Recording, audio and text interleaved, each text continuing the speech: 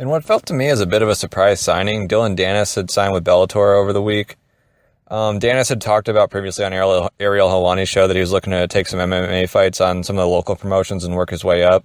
So I was under the impression that that's the path that he had put out for him. That's kind of the path he was going to follow. But it looks like Bellator came in and probably gave him a really good offer.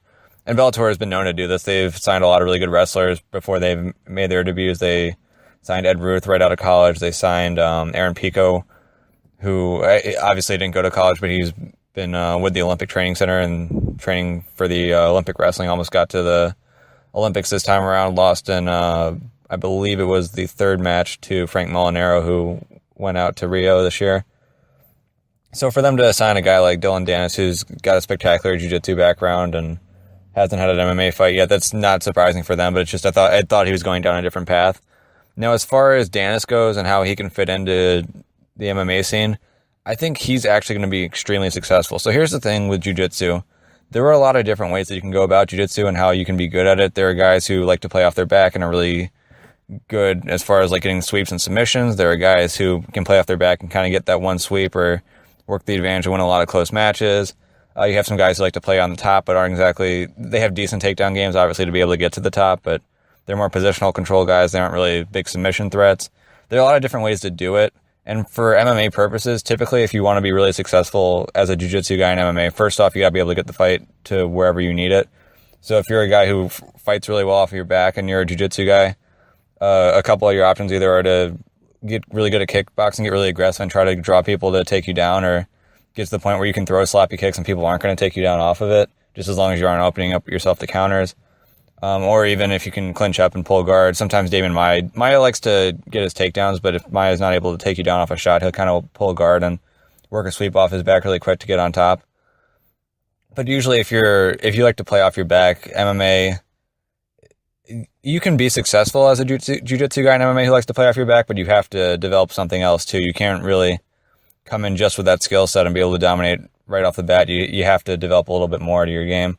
And the other game that's really effective is one where you're able to get guys to the ground, control from the top, and then just kind of work your way through, pass to side mount or pass straight to mount, get the back, get the choker, get any other submission that you're able to find in the meantime.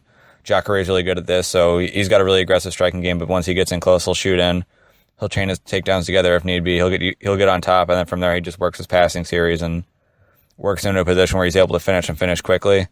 Damian Maia, same type of thing. Like I said, he'll pull to his back if need be, but his game right now, especially the resurgence of it ever since he moved down to welterweight and has really gotten back into jiu-jitsu, is he goes for the takedowns. He's worked with Mark Perry on that, who is the head coach out of Illinois, a former national champion at the University of Iowa in the NCAA wrestling.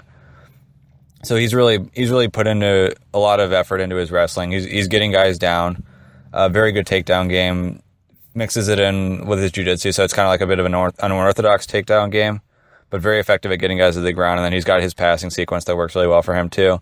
For Dillon Danis, he has a wrestling background, so for him to be able to get the fight to the mat, that's not going to be a huge problem for him, and that's really a big problem for a lot of jiu-jitsu guys.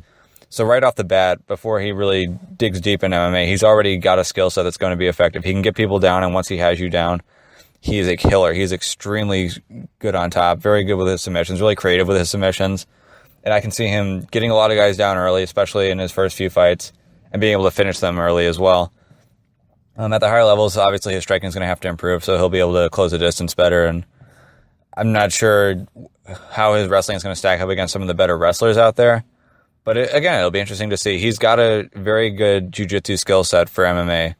You know, there aren't a whole lot of guys that can say that. There are a lot of guys, even like a Mackenzie Dern, for example. Her jiu-jitsu skill set isn't exactly one that's going to translate perfect to MMA.